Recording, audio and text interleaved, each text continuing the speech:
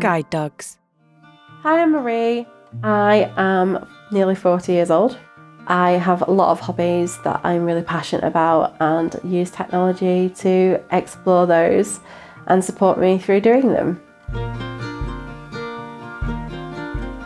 So I've got a bit of a busy day today. I'm going to go meet my friend for a coffee, and then I'm going to go and brush one of the ponies and give him some cuddles and take some photos. As I'm going to invite you guys along to join me today, why don't you come and follow me, and I will get ready for the day and head off to the coffee shop. I would say my confidence levels around navigation are probably not as high as I'd like them to be, but I think with the use of technology, it gives me a lot more security. I have a phone at my hand that I can utilise apps to find my location, and if I do need rescuing, at least I can call someone to come get me. I've just started learning some new apps for navigation as I've recently switched from iOS to Android. And one of the top apps that I've really got on with in the last couple of weeks is Dot Walker. Dot Walker gives you a lot of information, your surroundings, intersections, points of interest, and it also gives you turn-by-turn navigation all in one app, and it's accessible and was designed for the blind in mind. So I have a pair of Bose frames, and they have speakers in the frames, and it conducts through Bluetooth from your phone. So as I've been walking, the Bose frames have been giving me indications of where the cafe is in relation to my position at the moment. I would definitely say if someone was a little bit unsure of going out with just tech at their side, maybe going out a couple of times with somebody sighted, someone who you trust, with that tech. So you've got the kind of the visual backup from a sighted person. It's what I did with a mobility specialist, and I'm really glad I did it because my confidence has grown. So we're just about to arrive at Donnelly's. I'm going to grab a table and wait for my friend. I grew up in a really great time for technology. The advancements that have been made over the last 30 years are quite incredible.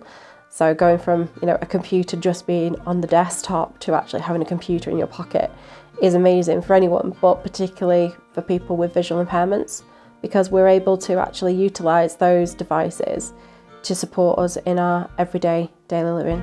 And it does give you that sense of freedom, whether it's reading a label on a jar in the kitchen cupboard or reading a menu in a cafe.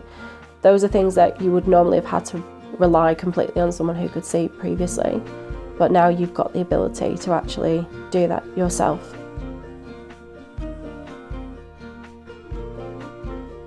Oh, it's such a video! Thank you for coming. What was that? For yourself? Yeah.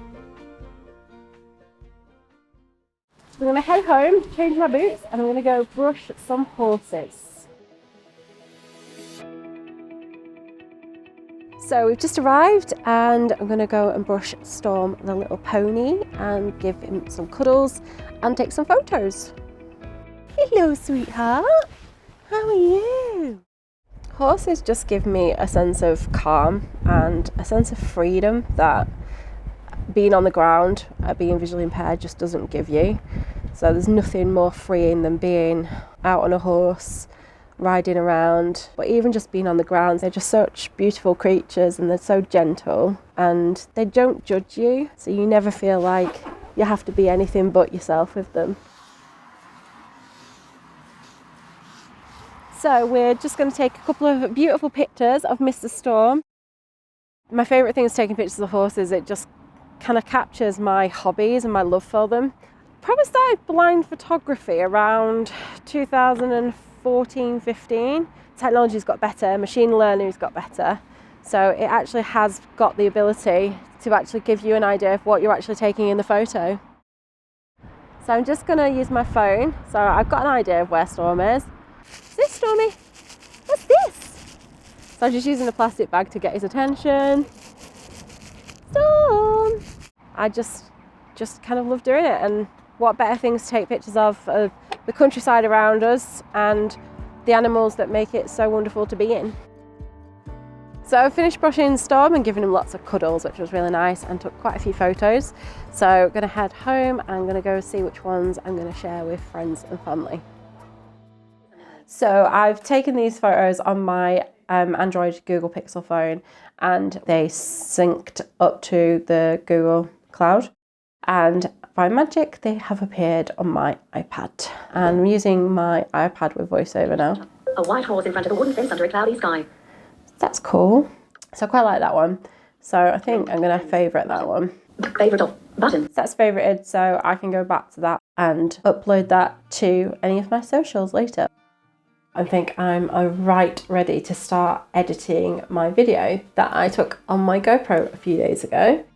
I probably started doing a bit of vlogging in around about 2017-18, and then I kind of decided that I was going to teach myself how to use iMovie. My process for using iMovie, I kind of start when I'm actually videoing. I always kind of give myself audio clues while I'm recording. So on this, I've actually just clapped, so I know when to cut the beginning bit. And then I'm going to split my clip. Split clip. With Command B. And then I know I can go back in and I can delete that beginning bit. So I would probably do a lot of my posting on YouTube or sometimes on Facebook. I wanted to kind of showcase things like my rides when I was horse riding using my GoPro. It was quite empowering when I first learnt to use iMovie and share video content, because it was something I never thought I could do as someone who can't see, doing something that was really a visual kind of art form. I have fun doing it, and it's quite challenging and pushes my boundaries of comfort zone to the extreme. I always think the best advice you can give someone if they really want to kind of try and do something within software, you can't really break it, so give it a go. Definitely, there's lots of information out there on the web on how to edit. There's only one place to start, and that's at the beginning. My hobbies are what have got me through the last couple of years. Just being able to put my creative attention into something that's quite positive is really crucial. It's what balances you out, it's what gives you peace of mind, and I absolutely couldn't imagine life without them. So I think it's time to make some food for the family for later tonight. So I'm going to make a chicken mushroom risotto, and I'm going to get the veggies and the chicken out and get them all chopped up ready before I start using my Instant Pot. I'm going to open my Google Lookout app so I can see if I can identify my paprika.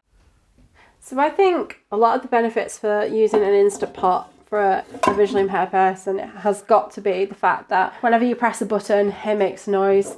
Whenever you turn the lid, it makes noise. I kind of like the idea that we don't have to deal with any open flames, but also you're not using an electric hob. So I've used an electric hob in the past and occasionally have burnt myself. And it's all in one pot, so it makes it easier to clean up. I've probably cooked more adventurous cooking in it than I ever did on my old gas hob or in the oven. The thing that I'm probably going to use as well today is my talking scales to weigh the rice and also to weigh the liquid. It is 453 millilitres. I think technology brings the support of independent living, but also what's going on in my life. So whether it's my hobbies or my day-to-day living, so cooking or finding something that I want to wear. I think my advice to people who wanted to learn more about technology or get more familiar with the technology that they have would be to maybe reach out to their peer groups, and if not, then there are usually lots of local blind societies that can support you, or even reaching out to guide dogs. You don't have to be a service user to have a chat with those guys and see if they can point you in the right direction. Well, the risotto is on. Thank you so much for joining me on my day in the life of using technology as a visually impaired person. Remember, I'm not a superhuman, I just use technology to support my everyday life.